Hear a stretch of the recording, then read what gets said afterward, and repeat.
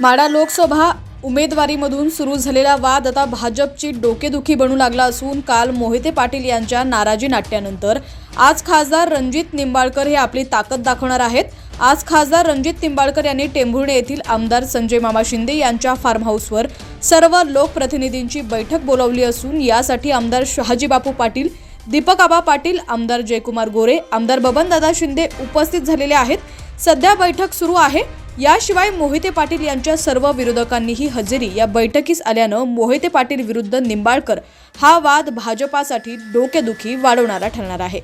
माढा लोकसभा मतदारसंघातील सांगोला शिवसेना आमदार शहाजी बापू पाटील, मानखटाव येथील भाजप आमदार जयकुमार गोरे, माढ्याचे राष्ट्रवादी आमदार बबनदादा शिंदे हे या बैठकीला उपस्थित आहेत। या बैठकीत काय चर्चा होईल थोड्याच वेळात समजणार आहे।